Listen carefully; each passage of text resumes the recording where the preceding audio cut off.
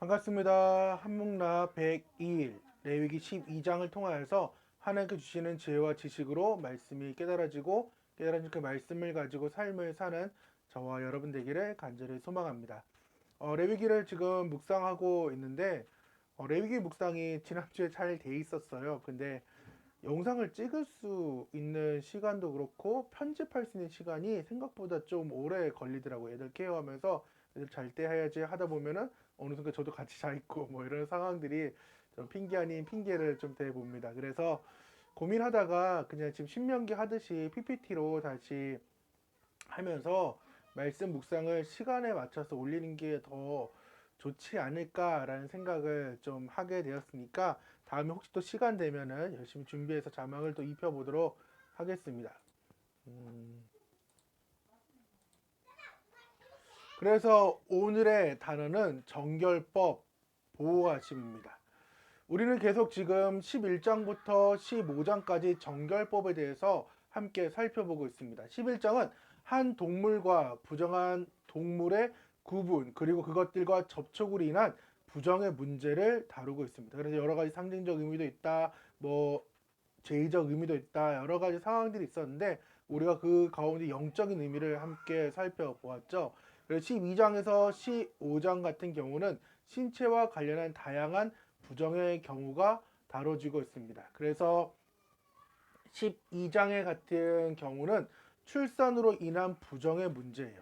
11장은 인간 몸 밖에 있는 것들이 부정하다라는 그 음식에 관련된 것들이라면 12장은 인간 내적 요인으로 발생한 부정의 문제를 다루고 있습니다. 이것은 거룩한 백성으로의 이스라엘 정체성이 안팎으로 부정한 요소로부터 위협을 받고 있음을 의미하며 동시에 거룩한 백성이 되기 위해서는 안팎으로 깨끗게 되어야 할 필요를 11장과 12장 더 나아가서 정결법인 11장에서 15장에서 말씀해 주고 있는 것입니다. 그래서 12장의 구절을 보면 되게 짧은 절이지만은 되게 논란이 많은 장 중에 하나입니다. 그래서 12장 2절에서 5절은 출산한 여인이 얼마 동안 부정하게 되는지를 정의한 후에 그 기간 동안 여인이 해야 할 일과 하지 말아야 할 일을 소개하고 있습니다. 6, 7절은 부정의 기간이 경과한 후 여인이 드려야 할 번제, 즉 번제와 속죄제가 소개됩니다. 그 제사에 대해서. 그리고 8절에는 가난하여 양으로 번제를 드릴 수 없는 여인의 경우도 다뤄지는 이 상황이 지금 12장의 상황이에요. 12장을 볼 때 의문점이자 논란점은 남자아이를 낳으면 7일 플러스 33일 총 40일이 부정하게 되고 여인은 2배인 14일과 66일 즉 80일이 부정하게 돼요. 이게 신학적으로 부정한 일인지 아니면 문학적인 상황인지 아니면 시대상인지 여러 가지의 의문점이 있고 또한 두 번째는 창세기 1장 28절에는 하나님께서 명령하시기를 땅이 충만하고 번성해서 자녀를 많이 낳게 얘기를 했어요. 근데 산모의 부정 때문에 출산을 기피하는 증상이 생기지 않을까라는 의문점을 가질 수 있지만은 오히려 고대 근동과 뭐 쉽게 말해 조선시대만 하더라도 출산하지 못하면은 불행한 여인으로 취급받았어요. 그래서 사라와 함나 같은 경우. 즉 가사는 하나님의 축복으로 여겨졌다라는 거죠. 그래서 12장을 바라보는 여러 가지 해석들이 있어요. 그래서 첫 번째는 아담과 하와의 창조와 관련된 해석이다. 두 번째는 창세기 3장과 관련된 해석들이 있고 또 의학적인 해석과 문학적 해석들이 있는데 뭐 이걸 굳이 다 풀어서 우리는 볼 필요는 없고 다만 부정하게 되는 이유에 대해서 정확히 언급은 돼 있어요. 12장 4절, 5절, 7절인데요. 4절부터 함께 읽어보도록 하겠습니다.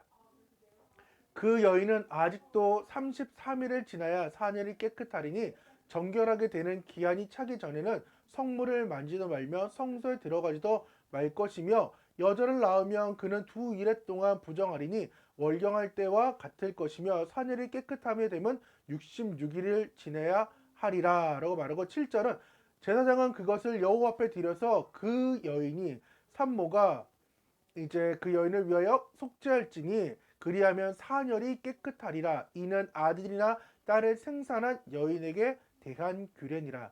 어떤 게 부정하다고요? 지금 임신하여서 출산한 것이 부정한 것이 아니라 그 이후에 나오는 그 산혈들이 부정하다라는 거예요. 왜 그러느냐? 레위기는 피의 양면성을 보여주고 있어요. 피는 한편으로는 거룩하게 하는 수단이에요.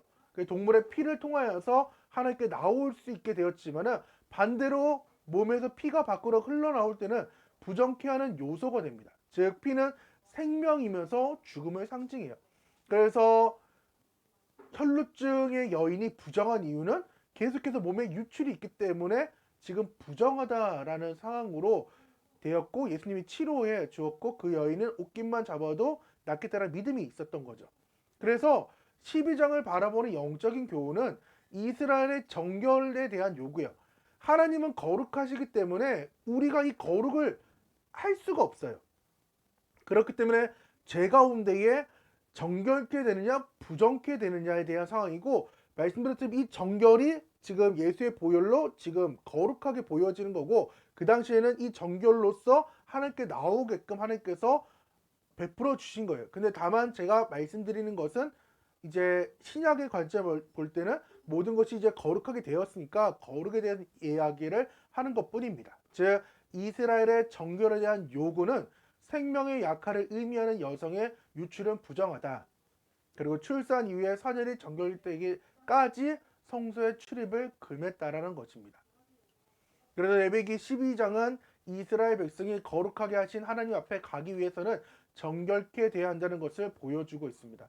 그런 면에서 레위기 12장은 앞선 11장과 같이 이스라엘의 정체성과 정결에 대한 필요성입니다. 즉 나의 정체성과 정결에 대한 것이 12장에 담겨져 있어요. 왜냐? 하나님은 나와 교제를 나누기 위해서요.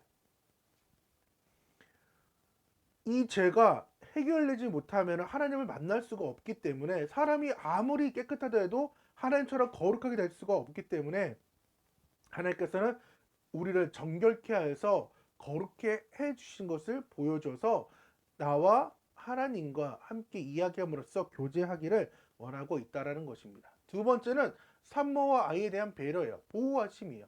출산 후 일정 기간 동안 외부와의 접촉이 금지되었습니다. 그래서 여인에게 충분한 회복기를 주면서 하나님께서 이 여인을 이제 배려해 줬던 거죠. 즉 그리고 면역력이 약한 태아도 보호해 주었습니다. 그래서 남녀의 차별 이러는 것보다 하나님의 보호하심이 좀 컸다라는 거예요. 그래서 많은 학자들이 그 얘기하는 것은 여인에게 여인 아기를 여자아이를 낳았을 때 더 부정한 이유는 또 위로하심 마음에, 남자아이를 잘 낳아야 되는데 그렇지 못한 여인에 대한 마음까지 하나님께서 위로해 주느라고 두 배의 상황이다라는 것입니다. 까딱했다가는 이 보호하심이 없다 보면 부정케 되지 않았다면 임신하자마자 계속 일을 해야 됐겠죠. 조선시대만 해도 영유아를 살리기 위한 노력이 엄청 났고요. 그리고 파격적인 출산 휴가도 있었어요. 근데 점점 우리가 사는 사회에서는 출산 휴가마저도 정말 조금 나라에 헌신하는 공무원급 정도야 이상으로 이제 출산 휴가를 받게 되는 거지, 일반 서민으로서는 출산 휴가라는 것 자체가 없게 되는 거죠. 지금 보면은 여기 왼쪽이 햄이고 조금 웃는 애가 이제 기찬이며 위에가 기찬이고 밑에가 햄인데요. 제가 왜 애들 사진을 보여주냐면은 좀 와이프의 상황 같은 경우가 이렇게 좀 회복기 때 쉬어야 되는데 우리 집도 그렇고 그 다음에 본가나 처가나 뭐 이렇게 산후조리원에 들어갈 그런 형편이 안 되니까 둘 다 나을 때 처가에서 이제 산후조리를 하다 보니까 생각보다 좀 많이 힘들었어요. 그러니까 병원에서 남들은 좀 2주나 3주 푹 쉬고 이렇게 좀 오는데 따뜻한 데서, 근데 처가 쪽 집에는 아무리 장모님이 식당 하셔가지고 와이프에게 밥도 갖다 주고 뭘 한다 하더라도 그 따뜻함이나 이렇게 잘 해준다 해도 산후조리원마다는 좀 못하긴 하겠죠. 와이프가 그냥 마음 편하게 안 해도 된다라고 얘기는 했지만은 한편으로는 좀 마음이 좀 짠해요. 그래서 나라에서 이런 사람들, 우리와 같은 사람들에게 최소한 뭐 할부든 뭐든 간에 좀 산후조리원에서 충분하게 산모들이 휴식을 했으면 좋겠다라는 생각도 하게 되고, 둘째 때는 더 했어요. 제가 사역을 잠깐 이제 내려놓으면서 대전으로 이사한 사이에 이제 기찬이가 태어난 상황에서 이사를 했어요. 한 15일, 한 20일 지난 상태에서 이제 산후조리를 한 상황에서 또 이삿짐센터에 갈 뭐 200, 300만 원의 돈이 없으니까 다 일일이 1톤 2대 와가지고 사택에 있는 짐을 다 빼가지고 대전 4층 집까지 올리는데 다 처남들이 다 수고해주고 이웃 주민들이 나이 많으신 분들이 막 도와주느라고 가구 배치 뭐 큰 짐들이 막 들어오니까 정신이 없을 거 아니에요? 그러니까 막 산후조리해야 될 사람이 와가지고 코치하고 하니까 요즘 들어서 추워지고 뭐 하면은 예전 같지 않은지 막 삭신이 쑤시고 어디가 아프고 손바디가 쑤신다고 얘기하면서 산풍 왔나 이런 생각도 들고 그 얘기 들을 때마다 좀 한편으로는 마음이 좀 불편하기도 하고 좀 짠하기도 하고 좀 그렇습니다. 하여튼 이런 상황들이에요. 보호하심. 감사하게도 저 혜미 기찬이가 그래도 12형생 치고는 잘 자라고 있어서 너무나도 감사하고 또한 아까 하나님께서 성소를 출입하지 못하게 했잖아요. 그래서 부정한 이유로. 근데 혜미 때도 그렇고 기찬 때도 그렇고 한 100일 지나서 이제 교회에 갔어요.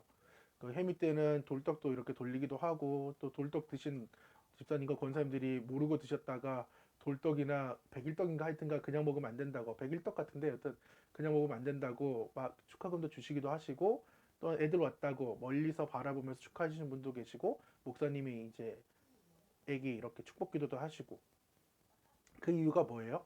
이제 새로운 아이들이 온 거에 대한 환영이며 또한 엄마가 그동안 애들 케어하느라 못 왔던 상황에 대해서 그 누구도 뭐라 하지를 않아요. 왜? 하나님께서 옛날부터 보호하셨던 거예요. 그 아이의 그 면역성과 오히려 왜 이리 빨리 왔냐고 얘기하시는 분도 계세요. 그만큼 모든 성도들에게 그리고 옛날부터 이 아이에 대한 사랑들이 많이 있었던 거죠.